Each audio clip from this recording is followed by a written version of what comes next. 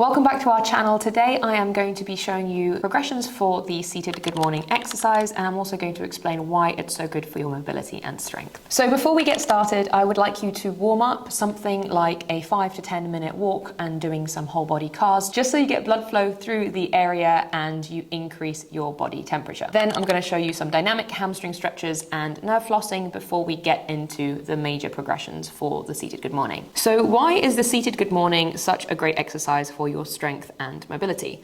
First of all, it works your posterior chain and hinge in a very advanced way, recruiting your hamstrings, glutes, and spinal erectors. But more than just that, it allows you to work on your hinge. There's not many times you'll be challenged quite like this in a lift, and it is why you will notice that, first of all, when you do this exercise, you can barely load this thing up. When you truly master this hinge, you will often find that other hinge exercises like the barbell good morning or even the Kang squat become easier to do. So for the dynamic stretches, I'm just going to have a small selection of down dogs, bent leg to straight leg down dogs, and nerve flossing, as well as isolating the quad muscle so that the hamstrings disengage.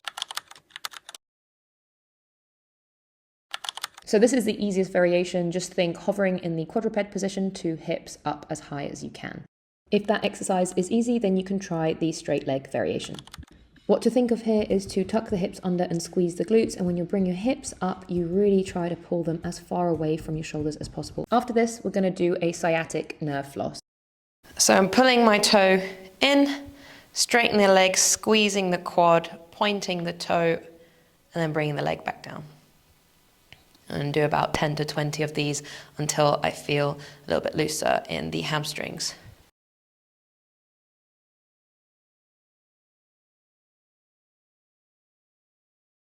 All right, so for this next one, it's not the same for everybody. So obviously the down dogs, you can do the bent leg variation or the straight leg variation depending on how loose your hamstrings are.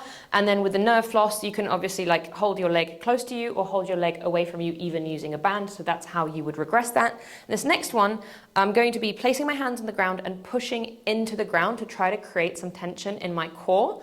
And then I'm going to be squeezing my quads to try to disengage the hamstrings. Now I can get my hands to the ground, but if you can't, you can use a raised surface. So my next clip for some reason went missing, but as you can see here, I am pushing into the ground on the floor. But what you can do is, using the plates that I've stacked next to me, I was supposed to show you that you can actually push your hands into the plates, raise them as high as you need to for your hamstrings, and do the same thing. So number one, we are going to do bent leg and straight leg variations to see which one you feel better with. All right. So in order to do the seated good morning, we want to be able to have an anterior pelvic tilt when seated. Not everyone finds this easy. If you do find this particularly tough, one thing you can do is place a yoga block or a wedge under your bum to help you get into that anterior pelvic tilt. But I'd rather you be able to control that on your own to be able to do this exercise. And I'm going to show you two variations of how you can set up, and this will depend on so many things, including your anatomy, as to what is more comfortable for you. And there is no right or wrong, really. You can pick what feels better. So from here, I can do bent leg, where I'm really focusing less on my hamstrings, more on my low back. But if you find that really uncomfortable, you can do a more straight leg variation, which I'm a better fan of, simply because I get a lot more out of this exercise this way. I feel a lot more in my hamstrings in particular, but again, it depends on you. So there's these two variations, more straight leg and more bent leg variations. Okay, so what you want to think of when you're doing this, I've already explained how you want to be focusing on that anterior pelvic tilt, and it is essentially just a really advanced hinge. What you want to think of is your belly hitting the surface before your shoulders. So you're going first with the belly, then going up the way until you get to your chest and shoulders to the surface of the bench. Then you're coming back up as one. But say you are going to not be able to do that as well. Say you hinge and you end up more sort of with your chest before your belly. There's nothing really that wrong with that. I actually enjoy doing that variation as well. But just so you know that what we're aiming for with control and less weight usually is to do it in this way. You will get much more of a stretch out of that. You'll feel a hell of a lot more. But if, say, you're focusing more on loading this hinge, then you might not be able to do that. You most likely, I mean, I can't do that. It's much more difficult when you have loaded yourself up more to let your spine essentially segment a little bit. I'm a bigger fan of staying a little bit more rigid once I have that weight on my back,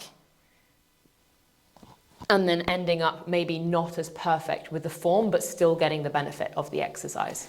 The second most important thing that we're going to do is work on different elevations. So you can do this using your bench. This is really important to do because you don't want to be arching your back when you are loading it up. You want to be nice and sturdy and straight, and your hinge to be nice and clean. You also want to be able to go into an anterior pelvic tilt and not lose that as you hinge forward. So you can do this with yoga blocks or other things if you don't have a bench that does this, but if you do, much more easy. You're going to set yourself up with the easiest version. So I'm just going to work a few reps, which is a very low range of motion, but just get used to this. And then I can work my way down and see which one, sorry, this is probably hitting the mic, and see which one that you find you can still control. And that's what you're going to use when you start loading up as well.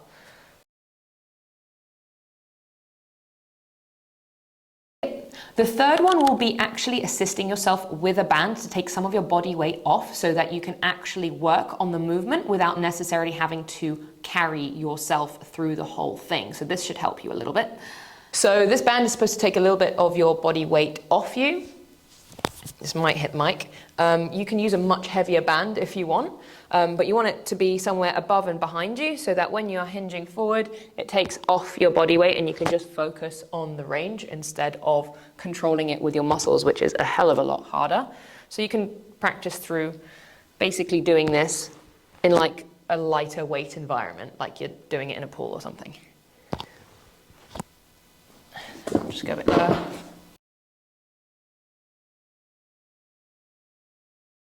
Then the other thing after this is number 4, which is resisted work. So you can do this first of all with a band, which will make it a little bit harder for you. So the opposite way around now is band resisted. Obviously this is very lightweight, so it's nice and easy. You can go for a little bit more, but also it should technically, as you go further forward, be easier because there's less tension on the band. So unlike with the weight, it actually feels like it's increasing because of the angles, whereas this is still really nice and regressed.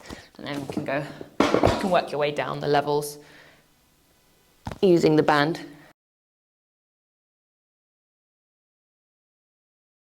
Then you can start working on number 5, which is weighted variations. So next stage is weighted. I'm going to place this dumbbell on the back of my shoulders. Obviously you can get more creative with different types of weights, but this I find the easiest to control. And again, starting at the top, make sure that you can fully control these ranges before you work your way down so that you're not surprised when you basically get to the bottom with suddenly a weight. And then number 6 would be incorporating tempo work and emphasizing the eccentric phase before you are ready for number 7. So lastly, tempo work. We're going to go really slow on the eccentric phase so that you can focus on gaining strength there. And if you find that hard, you can even remove the weight once you're at the bottom of the range of motion, or you can simply focus on that eccentric. So focusing on that tempo work. And I'll show you what I mean now. So I'm going to do 4 seconds down, a 2-second hover, and back up.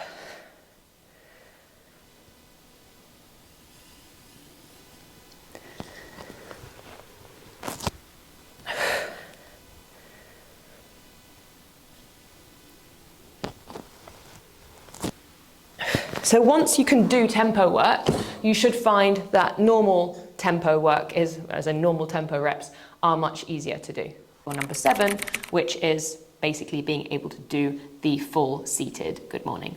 So there's not really a right or wrong. It depends what you're doing this for and why you're doing it. So if you're doing it more for getting flexibility into your hamstrings, maybe you want to work on the control of the movement, and for every little vertebrae by vertebrae, then obviously work on the more controlled version with your belly hitting the surface first.